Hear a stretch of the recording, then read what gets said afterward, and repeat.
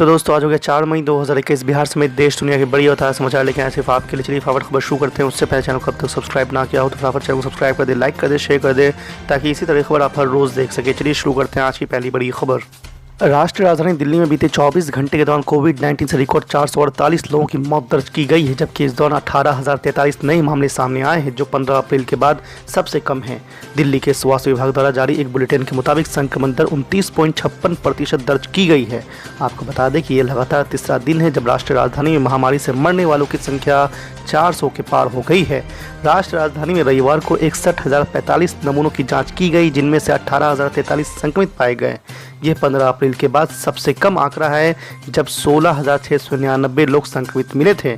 आपको बता दें कि बुलेटिन के मुताबिक एक दिन पहले 1,611 लोगों को टीके की खुराक दी गई, जो अब तक सबसे कम है। इनमें से 1,260 लोगों ने पहली खुराक ली है। बुलेटिन के मुताबिक संक्रमण दर दूसरे दिन 30% से कम रहा है। आज की दूसरी बड़ी खबर। मेरठ समेत पश्चिमी उत्तर प्रदेश में किसान आंदोलन का पंचायत चुनाव में साफ असर दिखा है। भाजपा प्रत्याशियों को हार का सामना करना पड़ा है, वहीं आरएलडी को संजीवनी मिली है। बीएसपी समाजवादी पार्टी के प्रति भी मतदाताओं का झुकाव दिखा है। मेरठ में मवाना, हस्तिनापुर, दौराला में भाजपा का खाता भी नहीं खुल सका। अन्य इलाकों में भी कांटे की टक्कर है। वैसे जिला पंचायत के चुनाव में साफ दिख रहा है कि आम लोग सत्ता से काफ़ी नाराज़ हैं। पहली बार भाजपा, सपा, बसपा, कांग्रेस, आरएलडी ने समर्थित प्रत्याशियों की घोषणा की। यह दलगत घोषणा भाजपा के लिए ठीक नहीं रही है। आपको बता दें कि मेरठ जिले में ही पंचायत की सभी 33 सीटों पर भाजपा ने प्रत्याशी उतारे, तो वहीं आरएलडी और समाजवादी पार्टी ने 23 प्रत्याशी उतारे। बसपा ने भी उतने ही उतारे। अब तक घोषित 6 नतीजों में समाजवादी पार्टी, आरएलडी ने 3-3 सीट जीत ली है। मतगणना के रुझानों के अनुसार मेरठ में 33 वार्डों में से भाजपा की अब तक 6 सीटों पर बढ़त है। वहीं 9 सीटों पर आरएलडी, 6 सीटों पर सपा, 4 सीटों पर बसपा समर्थित प्रत्याशी आगे चल रहे हैं। आज की तीसरी बड़ी खबर। पश्चिम बंगाल के मुख्यमंत्री के तौर पर लगातार तीसरी बार शपथ लेने जा रही तृणमूल कांग्रेस की प्रमुख ममता बनर्जी ने सोमवार को देश के विपक्षी दलों का परोक्ष रूप से आह्वान किया है कि अगले लोकसभा चुनाव में भाजपा के खिलाफ साथ मिलकर लड़ाई लड़ी जा सकती है।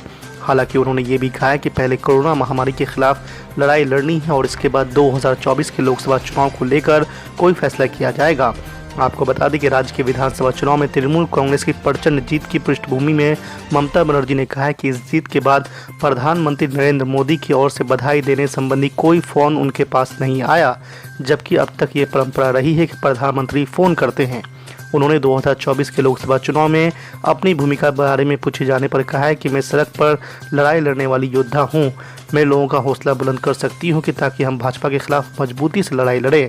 अगर हम सामूहिक रूप से फैसला कर सकते हैं तो 2024 की लड़ाई में हम साथ मिलकर लड़ सकते हैं, लेकिन पहले हमें कोविड संकट से लड़ना होगा।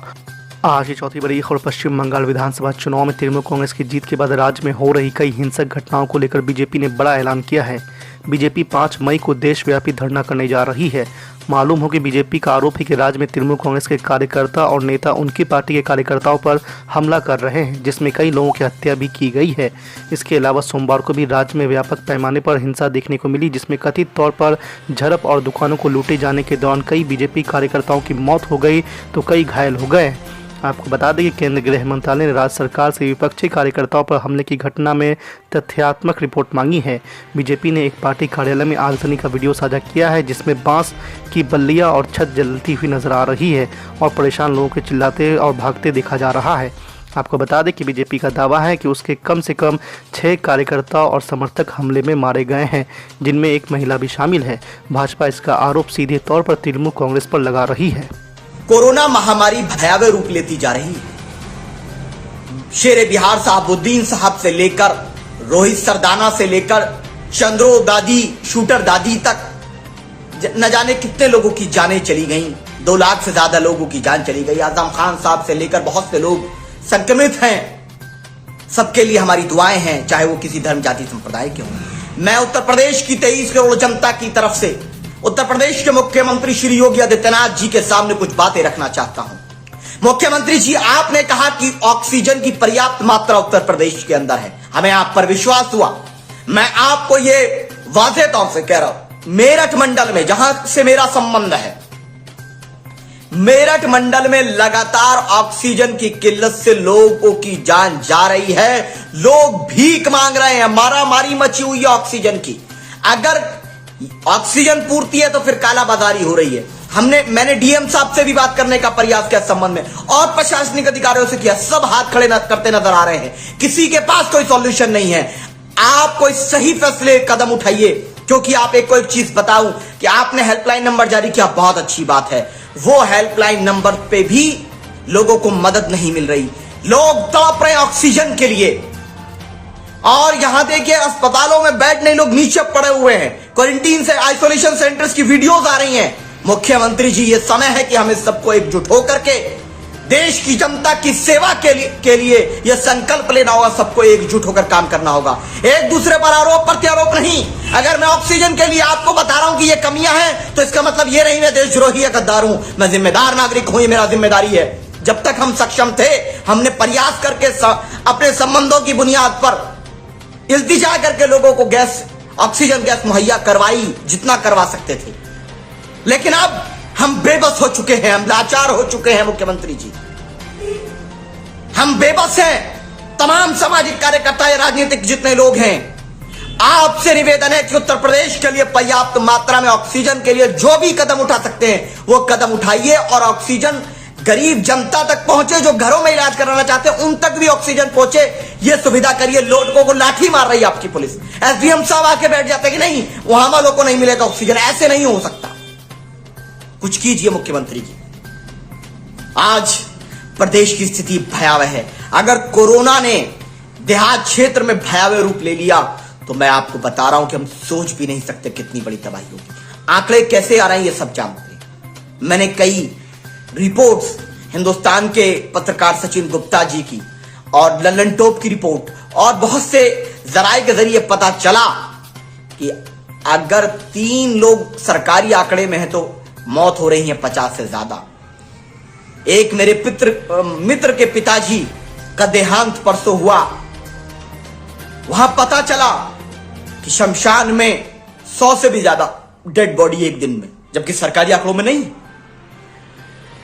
कहना सिर्फ यह है कि सरकारें जन सेवा के लिए होती हैं। हम हर चीज पर टैक्स देते हैं, अपनी सरकार से यही उम्मीद करते हैं कि स्वास्थ्य की सेवाओं में वो भागीदार बनेंगी, और जो लोग साथ मिलकर काम करना चाहते हैं, जो सरकार की कमियां बता रहे हैं, उनको अपना दुश्मन नहीं बल्कि उनको अपना दोस्त मानेंगी। हम आपके दुश्मन नहीं हैं, हम जनता की जो आवाज है वो आप तक पहुंचा रहे हैं। हम लोग बेबस हो चुके हैं। लगातार 1000 से ज्यादा फोन कॉल रोजाना ऑक्सीजन और तमाम समस्याओं के आ रहे हैं। मुख्यमंत्री जी, हम कुछ भी नहीं, क्या करें, हम लाचार हैं। आपसे गुजारिश कि आप अगर एक संत की भूमिका में जीवन यापन करते हैं, तो अब उसके कैरेक्टर को दिखाते हुए आप जनमानस सेवा में ये सब करिए, और इस कोरोना महामारी में सब लोग एकजुट हैं। किसी को भी राजनीतिक शिकार न बनाया जाए, ऐसा भी हमारा निवेदन। आर्मी, ये मेरा मांग है। कंप्लीट सभी मेडिकल कॉलेज की स्थिति बुरी है, वहां मौत के अलावे कुछ नहीं है, जिसको मैंने बहुत नजदीक से देखा। ना सफाई है, ना पानी है, कंप्लीट मौत है, मौत के अलावे कुछ नहीं। आरा में आपको क्यों नहीं घुसने दिया? अब आरा में क्यों नहीं घुसने दिया? पहले से एसडीओ, सीओ सभी लोग, रात में पूरा बना तो एसडीओ ने फोन कर दिया हमारे पीए को, वो सर्किट हाउस आए, यहां नहीं आए। अब पप्पू यादव जी, हम जाते हैं तो हम रेमडेसिविर देते हैं, हम जाते हैं तो जो ऑक्सीजन की व्यवस्था होती वो करते हैं, हम जाते हैं तो सरकार को जगाते हैं। सरकार के का जो पाप है, इन लोगों का जो कुकर्म है, नेक्सस है, जो सफाई टेंडर लिया है, जो इन लोगों के नेताओं ने ट्रॉली का टेंडर, सफाई का टेंडर और सोर्सिंग का टेंडर, ये नंगा हो रहा है, और सिविल सर्जन और डिस्ट्रिक्ट एडमिनिस्ट्रेशन मिलकर जो लूट रहा है, और कोई काम नहीं। आरा में वहां के डॉक्टर, वहां के सिविल सर्जन और वहां के डीएम कंप्लीट रूप से कोई फोन नहीं उठाता, कोई जाता नहीं है, और रात में भूत बंगला है आरा का सदर अस्पताल। आपको थ्रेट भी किया गया वहां? कोई थ्रेट नहीं, थ्रेट क्या गया मुझे नहीं जाना। तो हमने कहा लॉ को तो मैं ब्रेक करूंगा नहीं, कल आप कहेंगे कि कोरोना के लॉ को तोड़ दिया, तो इससे बेहतर है हमने वहां के लोगों से हम मिले।